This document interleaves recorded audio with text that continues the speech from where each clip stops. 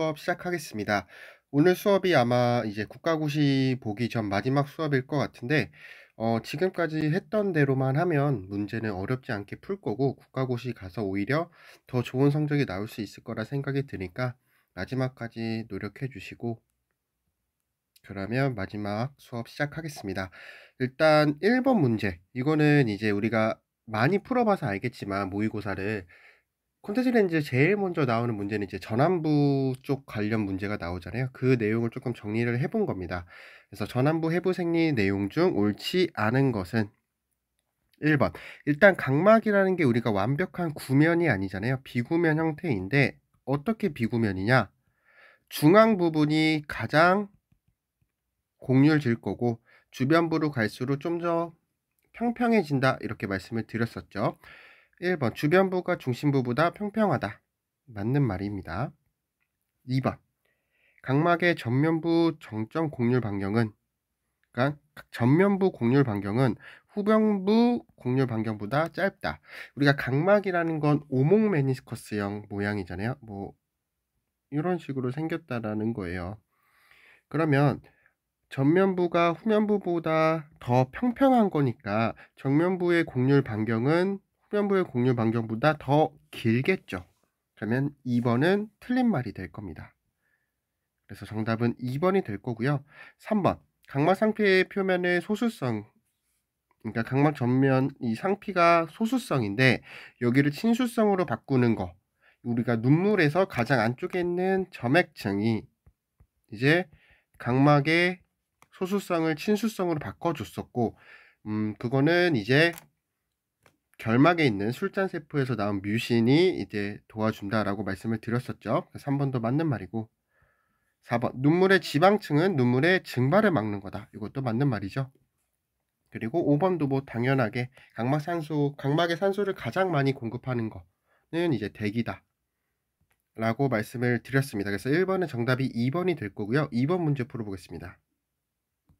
2번. 각막 곡률계로 측정한 결과이다. 각막 날씨를 교정도수로 표기하면, 일단 각막 곡률 측정 값이 나와 있죠. 지금 이렇게 그려서 90도가 지금 45.50, 그리고 180도가 43.25 디옵터래요. 그럼 이걸 교정해 주려면 우리가 C- 표기법을 쓰기 때문에 여기서 여기를 빼주면 되겠죠. C-2.25인데 우리가 이렇게 들어가야 되잖아요. 그러니까 C-2.25에 AX 180이 될 겁니다. 그래서 정답은 3번 이렇게 골라주시면 될 것 같습니다. 다음 3번 문제 풀어보겠습니다. 3번. 콘택트 렌즈 재질의 특성 중 옳지 않은 것은, 일단은 뭐 재질이 가지고 있는 특징들이 있잖아요. 뭐 산소 투과성 아니면 EOP 이런 것들에 대한 문제일 겁니다. 먼저 첫 번째, 산소 투과성. 그러니까 DKT는 증가시키기 위해서는 이 T가 중심 두께잖아요. 그러면 DK 값을 T로 나눈다는 건데 나누는 수가 작아질수록 이 전체 값은 커지겠죠. 뭐 예를 들어서 DK가 10인데 T가 2면은 5잖아요. DKT가. 근데 이 2가 T가 5라고 하면은 2로 작아지잖아요. 그러니까 밑에 있는 분모가 커지는 거니까 그러면은 DK 값이 작아질 거예요. 그러면 우리가 DK 값을 크게 하려고 DKT를 크게 하려면 T 값이 작아져야겠죠. 그래서 1번은 뭐 맞는 말이 될 거고 2번 EOP EOP라는 거는 이 콘택트 렌즈와 각막 사이에 있는 내 산소량을 나타내는 거잖아요. 그래서 EOP를 크게 하려면 우리가 했었던 게 뭐였죠? EOP를 높이기 위해서는 먼저 첫 번째 함수율이 높은 거였습니다. 함수율이 높을수록 EOP가 커졌습니다. 그리고 산소 투과성이 높을수록 산소가 렌즈를 많이 통과하면 각막이랑 렌즈 사이에 산소가 그만큼 많겠죠. 그리고 사이즈는 작을수록 이거는 이제 좀 쉽게 생각을 하면 우리가 눈물에 산소가 많이 녹잖아요. 그래서 눈물이 왔다 갔다 잘 할 수 있도록 렌즈 사이즈가 약간 작을수록 좋습니다. 그리고 얇을수록 렌즈 두께가 얇을수록 뭐 요것도 이제 투과성과도 관련이 있겠죠. T라는 거는 두께가 얇을수록 더 높아지는 거니까 얇을수록, 그리고 수분성이 높을수록 EOP는 높아졌습니다. 그래서 이 EOP는 렌즈 사이즈가 작을수록 크다. 이것도 맞는 말이 될 거고, 고함수 렌즈가 저함수 렌즈보다 굴절률이 작다. 우리가 고함수랑 저함수를 조금 구별을 해서 말씀을 드렸었는데, 우리가 뭐 이런 식으로 했었죠. 고함수, 이렇게 저함수, 이렇게 촘촘하게 들어가 있는 게 저함수 재질이었고, 그래서 뭐 고함수가 가지고 있는, 저함수가 가지고 있는 특징들에 대해서도 우리가 말씀을 드렸었어요. 그래서 뭐 산소 투과도도 고함수가 높고, 이렇게 침전물도 더 많이 쌓일 거고, 그리고 여기 안에 이제 물이 들어가는 거니까, 네, 함수율도 더 높을 거고, 그리고 여기 있는 거는 플라스틱 폴리머가 이렇게 되어 있는 거니까 강도는 저함수가 더 딱딱하겠죠. 그래서 침전물들은 이렇게 사이에 더 끼기가 쉬우니까 고함수가 더 많이 침전이 된다라고 말씀을 드렸었고, 굴절률 같은 경우에는 여기에 물은 1.33, 이 플라스틱 폴리머는 1.50 정도 되니까, 이 플라스틱이 많이 되어 있는 게 1.5에 가까우니까 저함수가 굴절률이 더 높다라고 말씀을 드렸었습니다. 그럼 3번, 고함수 렌즈가 저함수보다 굴절률이 작다. 여기는 물이 더 많으니까 더 작겠죠. 3번도 맞는 말이 될 거고, 4번, DK. DK라는 거는 산소 투과성인데, 투과율인데, 이 D라는 거는 확산 계수고 K라는 건 용해 계수잖아요. 그러니까 D라는 그 확산 계수를 생각했을 때 온도가 높을수록 확산이 더 많이 되잖아요. 그렇기 때문에 온도가 높아질수록 DK 값은 커질 겁니다. 그래서 정답은 4번이 될 거고요. 그리고 5번, 고함수 렌즈가 저함수보다 침전물이 많다. 이것도 여기서 말씀을 드렸었습니다. 그래서 정답은 4번 골라주시면 되는 겁니다. 다음 4번 문제. 소프트 렌즈의 특징 중 옳지 않은 것은, 소프트 렌즈의 특징을 골라주시면 되는 거예요. 옳지 않은 것을. 그럼 1번, 이용성 재질은 비이온성 재질보다 침전물이 많이 생긴다. 이온성이라는 건 정기적으로 극성을 갖는 거잖아요. 그래서 이렇게 끌어당기는 성질을 가지고 있다라고 말씀을 드렸었어요. 그래서 이용성 재질은 침전물 같은 것도 잘 결합이 될 겁니다. 그래서 더 잘 생길 거고요. 1번도 맞는 말. 그리고 소프트 렌즈의 해마 재질은 함수율이 38%다. 이것도 맞는 말입니다. 그리고 하드 렌즈에 비해 수명이 길다. 요거는 틀렸죠. 하드 렌즈는 기본적으로 뭐 6개월, 1년 이렇게 쓰는 제품들이 많고, 소프트 렌즈들은 뭐 하루, 아니면 일주일, 2주일, 한 달, 뭐 이렇게 나뉘어진다고 생각을 해주면 되는데, 여긴 하드 렌즈가 나왔으니까 하드 렌즈랑 소프트를 조금 비교를 한다라고 하면, 하드를 설명을 해 드릴게요. 하드 렌즈는 아무래도 소프트 렌즈보다는 재질의 강도가 높겠죠. 단단할 거예요. 그러기 때문에 수명 자체가 길어요. 소프트보다. 그리고 아무래도 재질 자체가 수분성이 조금 떨어집니다.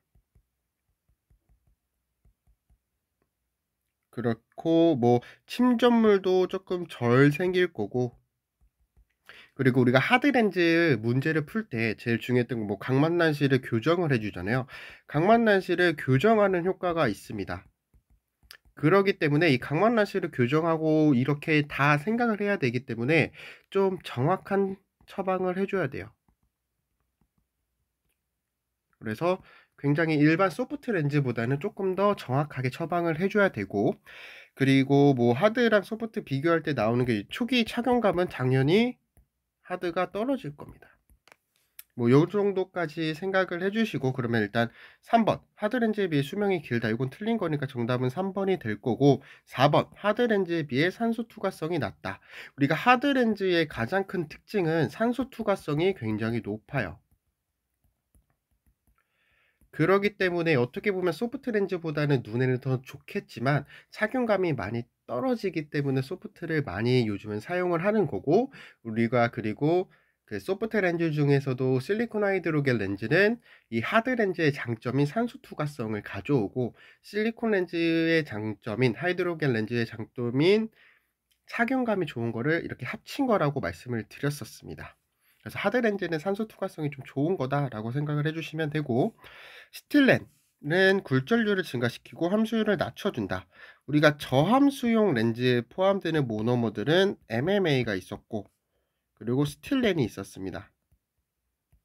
그리고 고함수 렌즈의 모노머는 NVP 그리고 MAA가 있었습니다. 그래서 스틸렌이라는 것은 뭐 특징을 가지고 있으면 여기 있죠. 굴절률을 증가시키지만 함수율을 이렇게 낮춰줘서 저함수 렌즈에 사용을 한다라고 말씀을 드렸었습니다. 그래서 4번의 정답은 3번이 될 거고요. 5번 문제 풀어보겠습니다. 5번 문제. 이제 콘텐츠 렌즈를 제조할 때 교차 결합제로 사용되는 모노머는, 우리가 이 콘텐츠 렌즈는 모노머들을 이렇게 교차 결합을 시켜서 만든다고 했잖아요. 그래서 모노머들을 이렇게 교차 결합을 할 수 있게 도와주는 게 교차 결합제였는데, 가장 대표적인 건 EGDMA가 있었습니다. 이 정도까지는 이해를 해주고 외워주시면 좋을 것 같습니다. 그리고 6번. 소프트 렌즈 착용자에게 각막 부종과 선조가 관찰됐대요. 이를 해결하기 위한 렌즈 재질은, 각막 부종과 선조가 나타났다면 저산소증이구나, 산소가 부족해서 각막이 이렇게 부종이 생겼구나 라고 생각을 해주시고, 그러면 산소를 많이 공급을 해주면 되겠죠. 그러면 산소 공급이 좋게끔 많이 되게끔 해결을 해주면 되는 겁니다. 뭐 함수율이 높은 재질은 물이 많은 거니까 산소가 그만큼 많이 추가가 되겠죠. 그럼 2번이 정답이 될 거고, 산소 흡수성이랑 산소 투과율이 낮은 재질은 좋지 않을 겁니다.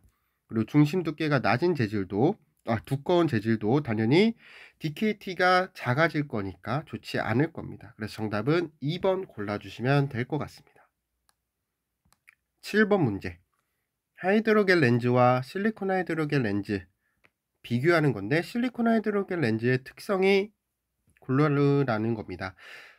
우리가 하이드로겔 렌즈라는 건 일반 소프트 렌즈라고 봐주시면 되고, 실리콘 하이드로겔은 실리콘이라는 하드 렌즈 재질과 하이드로겔이라는 소프트 렌즈의 재질을 합쳐서 만든 건데, 아무래도 하드 렌즈의 장점이 산소 투과성이 좋은 거를 가져온 거고, 하이드로겔 렌즈의 장점인 초기 착용감이 좋은 걸 합친 건데, 아무래도 두 개의 장점을 합치다 보니까 100% 만족해 둘 다 장점을 가져오긴 좀 힘들어요. 그래서 실리콘 하이드로겔은 산소 투과성이 굉장히 높은 대신에 하이드로겔 렌즈보다는 소수성입니다. 그래서 수분성이 굉장히 낮기 때문에, 함수율이 낮기 때문에 눈에서 탈수가 잘 일어나지 않아요. 우리가 고함수 렌즈는 물을 많이 가지고 있어야 되기 때문에 눈에서 탈수 현상이 잘 일어날 수가 있습니다. 물이 조금이라도 부족하면. 근데 저함수 렌즈는 아무래도 함수율이 낮기 때문에 탈수가 눈에서 잘 일어나지 않죠. 그럼 실리콘 하이드로겔 렌즈의 특징은 산소 투과성이 일단 높다라고 했었고, 소수성이라고 말씀을 드렸었습니다. 그래서 소수성이기 때문에 하이드로겔 렌즈보다는 초기 착용감이 좋지 않을 거고요. 탈수 현상도 적을 겁니다. 그래서 일반 하이드로겔 렌즈보다는 모듈러스, 그러니까 이게 뻣뻣한 정도는 높을 겁니다. 그래서 정답은 1번 이렇게 골라주시면 될 것 같습니다. 8번 문제. S 플러스 5 디옵터의 안경을 착용하는 사람이, 원시안이죠. 원시안을 가진 사람이 렌즈로 바꾼대요, 안경에서. 그러면 이 그래프 그려주신 다음에, 이건 안경 기준이었고 플러스 값 마이너스 값이었는데, 이 플러스 값이었으니까 플러스 원시안을 가진 사람이 안경으로 바꾸면 상도 커지고 조절도 많이 하고 폭주 요구량도 많아지는데, 지금은 렌즈, 콘택트 렌즈로 바꾸는 거니까 다 반대로 가겠죠. 상도 작아지고 조절도 조금하고 폭주도 조금 할 겁니다. 그러면 정답은 1번, 2번은 아닐 거고 상도 작아지겠죠. 3번 이렇게 골라주시면 될 것 같습니다. 다음 9번 문제 풀어보겠습니다. 이상적인 RGB 콘택트 렌즈 피팅 상태에서 베이스 커브를 0.1mm만큼 늘렸대요. 베이스 커브를 늘렸다는 건 우리가 피팅 상태를 플랫하게 바꾼 거잖아요. 플랫하게 바꿨을 때 나타나는 현상을 골라주시면 되는 겁니다. 이상적인 상태에서 플랫하게 만들면 아무래도 렌즈가 움직임이 좀 많아지겠죠. 그래서 착용감도 많이 떨어질 거예요. 그러면서 또 이제 이상적인 피팅에서 플랫하게 바뀌었기 때문에 어떻게 보면 누행 렌즈 효과도 바뀌었기 때문에 교정 렌즈, 그 교정 시력에도 변화가 있을 수가 있습니다. 그래서 정답은 뭐 4번이 되겠죠. 움직임이 많은 거고 중심 잡기는 좋지 않을 겁니다. 플랫한 거니까. 교정 시력에는 누행 렌즈, 그러니까 누행 렌즈가 변화가 생기기 때문에 변화가 있을 거고요. 착용감은 플랫하면 많이 움직이기 때문에 좋지 않을 거고, 눈을 깜빡임 직후 시력이 일시적으로 계산되는 거는 스팁이었죠. 플랫한 건 눈을 깜빡임 직후에는 시력이 안 좋았다가 다시 좋아졌다가 다시 나빠지는 이런 현상이 나타난다 말씀드렸습니다.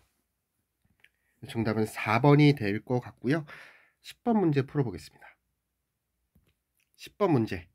콘택트 렌즈의 중력 중심 위치에 대한 그림이다. 중력 중심의 이동에 대한 설명으로 옳은 것은 뭐 요거 설명할 때 맨날 저희가 했었잖아요. 이 렌즈의 뒷면, 그러니까 B 쪽으로 가야 우리가 이게 중심 잡기가 좋은 거예요. 눈에 딱 붙어 있는 거라고 생각을 해주시면 되고, 그러면 우리가 B, 그러니까 뒤쪽으로 이동하는 방법은 뭐가 있었는지 한번 정리를 해보겠습니다. 일단 첫 번째로 크기, 그러니까 직경이 클수록, 그리고 렌즈가 얇을수록, 그리고 좀 스티프한 피팅일수록 뒤쪽으로 이동을 한다라고 말씀을 드렸었고, 마이너스 디옵터가 클수록 뒤쪽으로 이동을 한다라고 말씀을 드렸었습니다. 그럼 이 문제에서 지금 보면 B 쪽으로 가는 게 좋은 거라고 말씀을 드렸었고, 마이너스 디옵터가 커지면 B로 가겠죠. 세그 깊이가 커지면, 세그 깊이는 렌즈를 이렇게 놨을 때 이 높이잖아요. 그럼 세그 깊이가 깊어진다라는 건 스티프한 피팅이 되는 거니까 더 뒤쪽으로 가겠죠. 그럼 이것도 B가 될 겁니다. 그리고 중심 두께가 얇아지면 얇을수록 눈에 잘 붙어 있다라고 말씀을 드렸으니까 B 방향, 요게 맞을 겁니다. 그래서 정답 3번이 될 거고, 전체 직경이 커지면 B로 이동을 할 거고, 5번 B 방향으로 이동하면 렌즈가 중심 잡기가 굉장히 좋다라고 말씀을 드렸습니다. 정답은 3번이 될 거고요. 11번 문제. 소프트 렌즈를 착용하는 사람이 눈을 깜빡임 직후에 시력이 개선되나 즉시 흐려졌다고 한다. 그러면 이 사람은 눈을 깜빡임 직후에 시력이 개선되는 피팅 상태를 가지고 있다는 사람이잖아요. 그러면 지금 상태가 스티프하다라는 걸 거예요. 그러면 우리가 이 사람을 개선을 해주려면 어떻게 해야 될까요? 플랫하게 만들어주면 되겠죠. 뭐 이 정도까지만 생각을 하고 지금 상태는 스티프하구나 이 정도로 생각을 해주시면 좋을 것 같습니다. 그래서 1번 베이스 커브가 더 큰 렌즈로 조정해준다. 베이스 커브가 커질수록 플랫해지니까 요거는 맞는 말이 될 겁니다. 근데 옳지 않은 걸 고르는 거예요. 2번 지금은 스티프한 거니까 상방 주시 때 렌즈의 움직임이 거의 없다. 스티프한 피팅은 아무래도 렌즈의 움직임이 거의 없기 때문에 이것도 맞는 말입니다. 그리고 스티프한 피팅은 이렇게 생겼기 때문에 이 끝부분에 눌린 자국, 그래서 충혈 자국이 생길 수가 있습니다. 근데 그게 각막의 중심부가 아니라 이 윤부, 그리고 결막 쪽에 이렇게 충혈이 관찰될 겁니다. 그리고 누행 렌즈의 효과는 우리가 각막이 이렇게 있으면 스티프하다는 건 요런 거니까 여기 안에는 중앙부가 두꺼운 플러스 효과가 나타날 겁니다. 그래서 1, 2, 3, 4번은 아니고 렌즈의 가장자리가 말려 있는 경우는 렌즈가 이렇게 플랫해서 여기 끝부분이 이게 눈을 깜빡깜빡 거리면서 말리는 게 생길 겁니다. 이거는 플랫한 렌즈에 대한 특징이니까 정답은 5번이 될 겁니다. 그래서 각각의 특징들, 그러니까 스티프한 거를 가지고 있으면 스티프한 렌즈면 어떤 특징을 갖고 있는지, 그래서 그거를 플랫하게 바꾸는 건 어떻게 하는 건지, 이런 것들을 다 종합적으로 조금 정리를 해 주셨으면 좋을 것 같습니다. 다음 12번. 콘택트 렌즈 착용자의 검사값이 다음과 같고 시험 렌즈 착용 결과 이상적인 피팅 상태를 보였다. 그러면 처방을 할 하드 콘택트 렌즈의 굴절력이 얼마가 되느냐? 일단 안경 교정 굴절력이 나와 있어요. 그리고 K 리딩 값이 나와 있고, 그러면 일단은 여기서 보면 전체 난시가 C-0.75 디옵터의 AX 90일 겁니다. 이게 전체 난시가 되겠죠. 근데 지금 각막 난시를 보겠습니다. 90도에서 43.00, 180도에서 43.75예요. 그러면 이 사람이 가지고 있는 각막 난시는 C-0.75 디옵터의 AX 90이 될 겁니다. 여기에 마이너스 0.75가 들어가야 되니까. 그러면 여기서 알 수 있는 건 전체 난시랑 각막 난시가 같다. 그러면 수정체 난시는 없다. 난시는 없다라고 생각을 해주시면 되는데, 이 사람한테 하드 콘택트 렌즈를 처방을 하겠대요. 그러면 각막 난시가 사라지겠죠.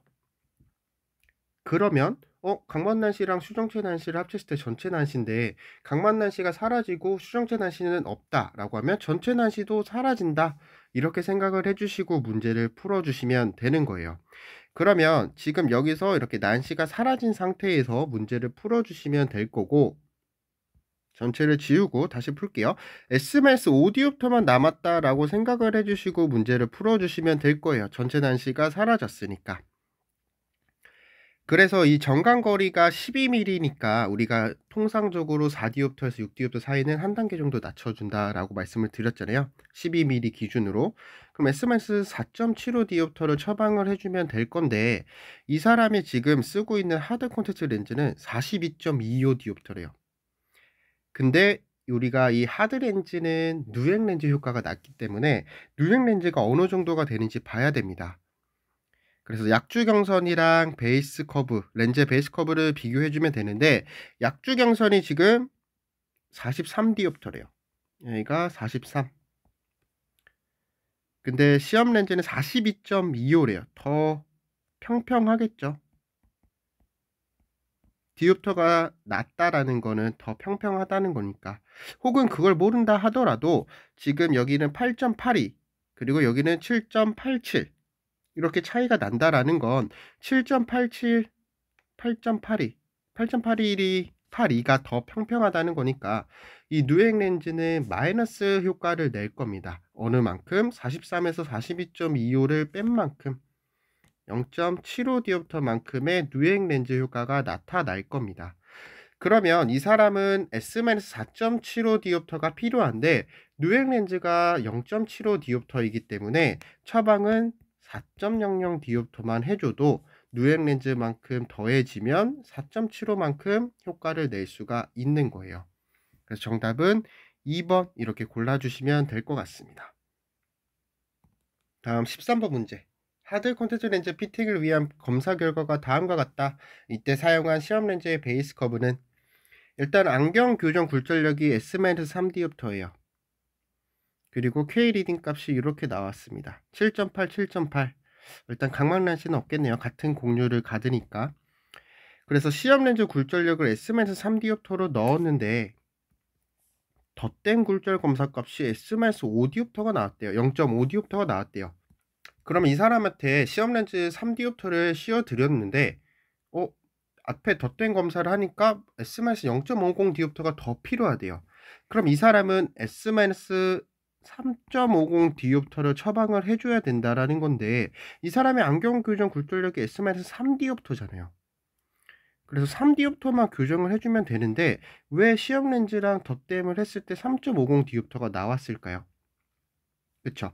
누행 렌즈 효과를 받기 때문이에요. 그래서 누행 렌즈가 어느 만큼의 효과를 받는지를 생각을 해보면 되는데, 3.0이 필요한데 3.50을 넣는다는 건 누행 렌즈가 플러스 0.50 디옵터가 되니까 누행 렌즈 값, 굴절력 값, 우리가 굴절력 값이랑 렌즈 굴절력 값이랑 누행 렌즈 굴절력 값을 합치면 그 사람한테 미치는 굴절력 값이잖아요.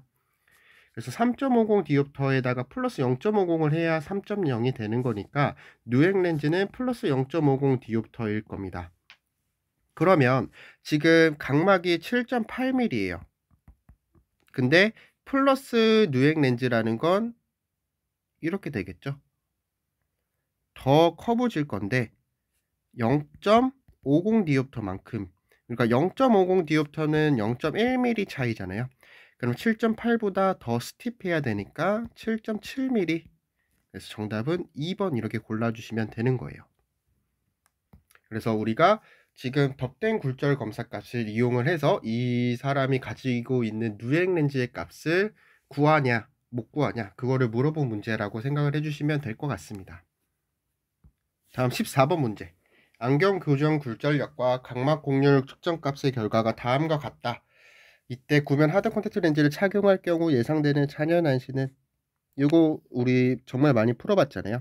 일단 안경 교정 굴절력을 그려보는 거예요. 180에 마이너스 3, 그리고 90은 그 마이너스 4가 되겠죠. S-1이 3에 C-1이니까.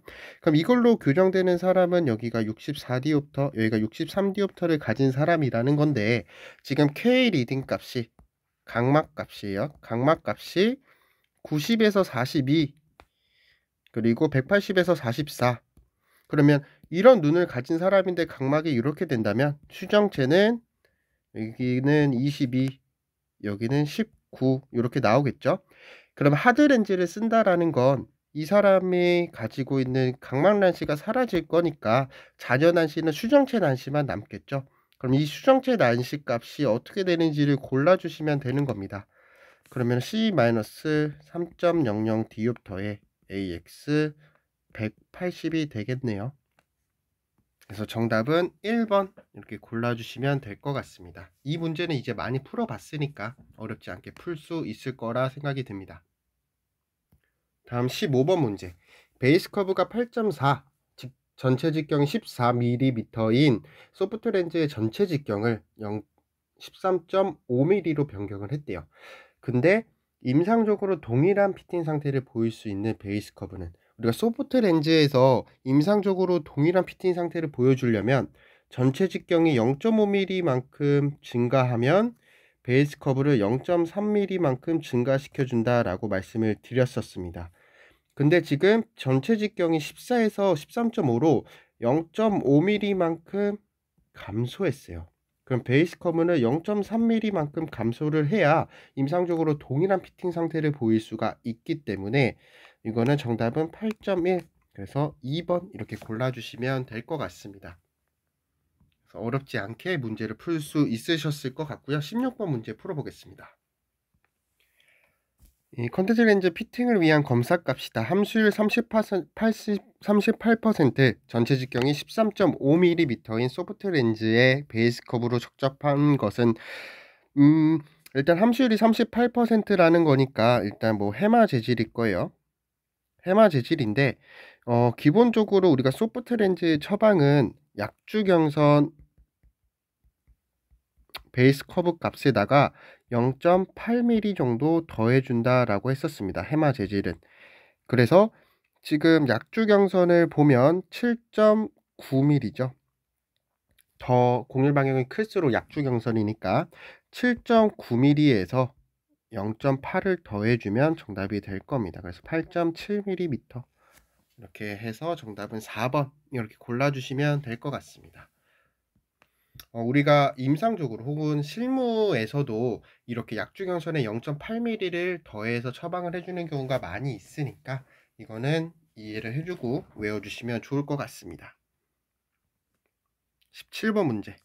안경 교정 굴절력이 S-3디옵터, C-1디옵터의 AX 90이고 K 리딩 값이 43, 90도에서 180도에서 44 이렇게 가진 사람을 처방을 해줄 때 어떤 렌즈가 적합하겠냐 이걸 물어본 건데, 일단은 지금 K 리딩 값이 180도에서 44, 90도에서 43이잖아요. 그럼 C-1.00 디옵터의 AX 뭐 90도일 거예요.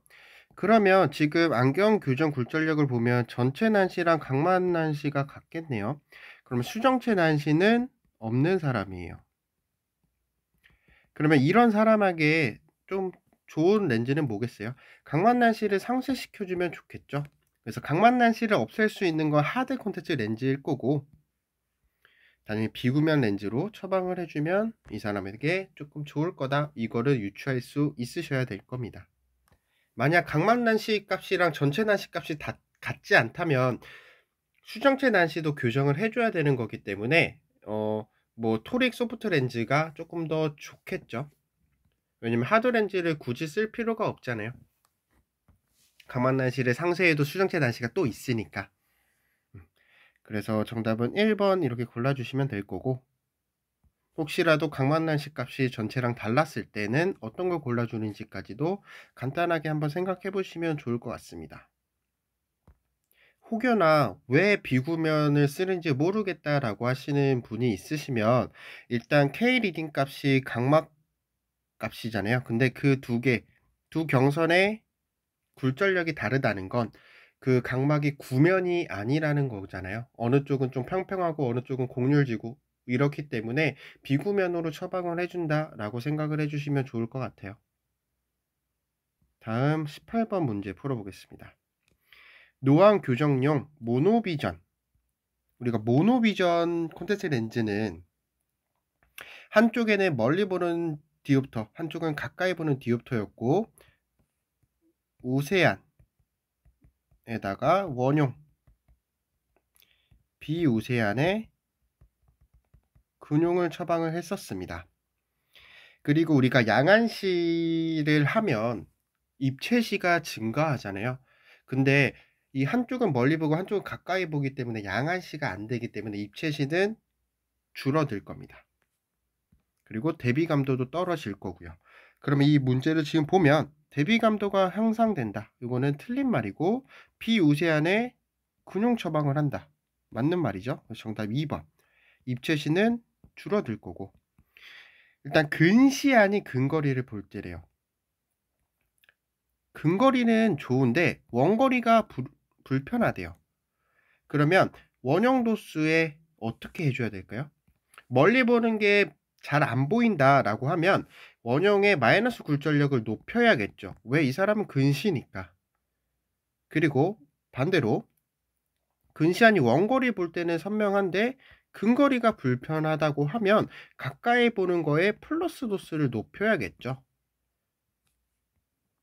왜냐면 가까이 보는 게 불편하다라고 하는 걸 아직 조절력을 다 써도 다 안 보이는 거잖아요. 그러기 때문에 플러스 값을 더 렌즈에 넣어줘서 조절력을 조금만 쓸 수 있게끔 도와주면 되는 겁니다. 그래서 2번 이렇게 문제를 풀어주시면 되고, 이거는 굴절 검사 때 했었던 내용이니까 크게 어렵진 않으실 것 같습니다. 그래서 뭐 예를 들어서 멀리 보는 게 불편하다고 하면 근시안을 원용의 마이너스 굴절력을 높여주고, 가까이 보는 게 불편하다 하면 근용의 플러스 값을 높여준다, 이렇게 생각을 해주시면 좋을 것 같아요. 그리고 처방값이 19번입니다. 처방값이 x-3.50 디옵터, c-1 디옵터, AX 170인 사람의 눈에 소프트 토릭 콘택트 렌즈를 피팅을 했을 때 피팅 상태는 좋았는데 참고 마크가 시계 반대 방향으로 10도만큼 움직였대요. 우리가 렌즈가 이렇게 있을 때 이렇게 기준을 해서 시계 방향으로 움직이면 더해준다 라고 했었습니다. 반대 방향으로 움직이면 빼준다 라고 했었죠. 그래서 시계 방향 더하고 반대 방향은 빼준다. 그리고 오른쪽으로 이동을 하면, 왼쪽이죠. 왼쪽으로 이동을 하면 더해주고 오른쪽으로 이동하면 빼준다, 이렇게 생각을 같이 해주시면 좋아요. 그래서 왼쪽이랑 오른쪽이 어떻게 움직이는지, 이 기준으로 오른쪽으로 가면은 오른쪽으로 가면 빼주는 거고 왼쪽으로 가면 더해주는 거고, 그렇게 생각을 해주시면 되고, 반대 방향이니까 빼주면 되겠죠. 축을 160으로 해주면 되겠네요. 170이었으니까 정답은 2번 이렇게 풀어주시면 좋을 것 같습니다. 다음 20번 문제. 색역등 현미경 검사에서 각막내피의 세포의 형태 변화를 관찰할 수 있는 거. 이거는 우리가 조명법을 하면서도 가장 큰 특징이라고 하고 굉장히 많이 알려주렸던 조명법이겠죠. 각막 내피를 관찰할 수 있는 조명법은 경면 반사라고 말씀을 드렸었습니다.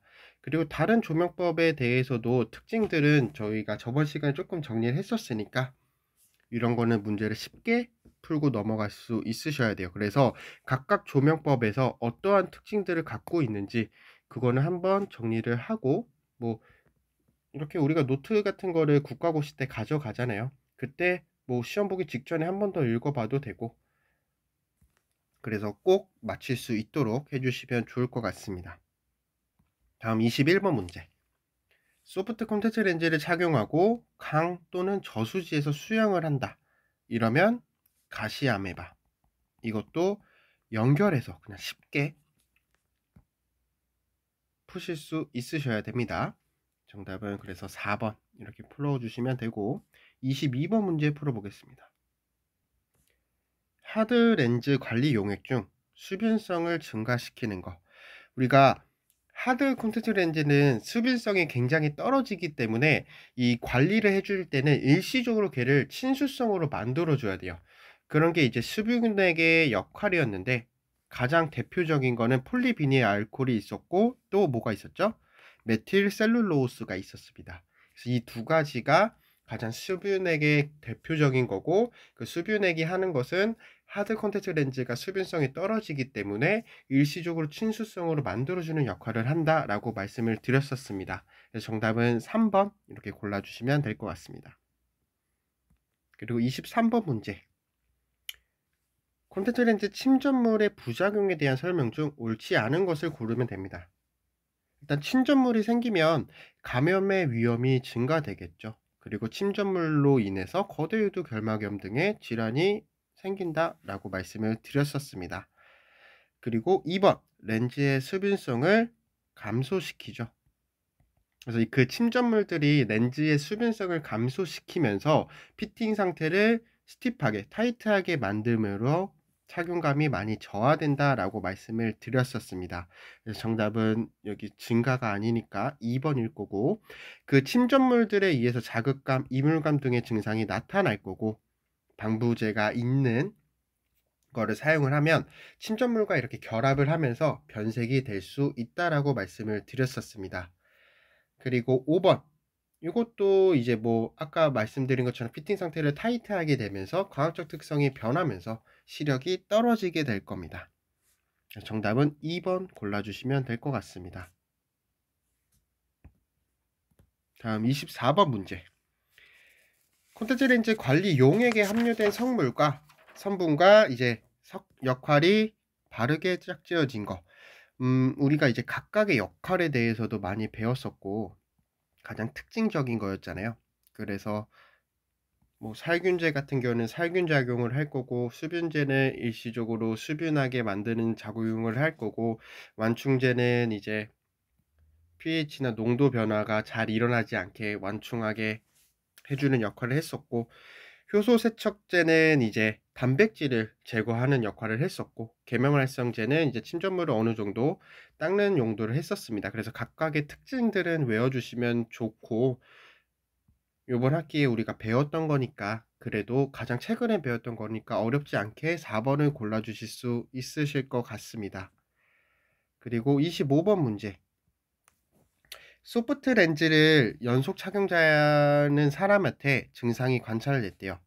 일단 소프트 렌즈 나오면 바로 사실은 단백질 침전물이구나 라고 생각을 해주시면 좋은데, 그게 아니더라도 여기 보면 점액 분비물이 증가됐대요. 그러니까 눈물에 있는 점액 분비물이 증가됐었고, 렌즈 움직임이 증가되고 상안검에 거대 유두가 생긴다. 일단 거대 유두가 생겼다는 건 침전물과 관련이 있는 거니까 이렇게 세 개를 골라주시면 되고, 소프트 렌즈는 아무래도 단백질이 많이 침전이 될 거고, 하드는 지방, 이렇게 생각을 해주시면서 문제를 풀면 좀 더 수월하게 문제를 풀 수 있을 것 같아요. 그래서 정답은 3번 이렇게 골라주시면 될 것 같고요.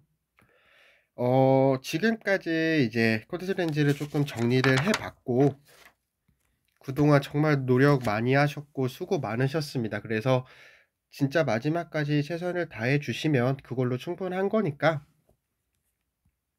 너무 부담감 가지지 마시고 편하게 보시면 오히려 더 좋은 성적이 나올 거라고 저는 믿고 있습니다. 그래서 지금까지 4년 동안 고생 많으셨고 마지막까지 화이팅 해 주시기 바라겠습니다. 수고하셨습니다.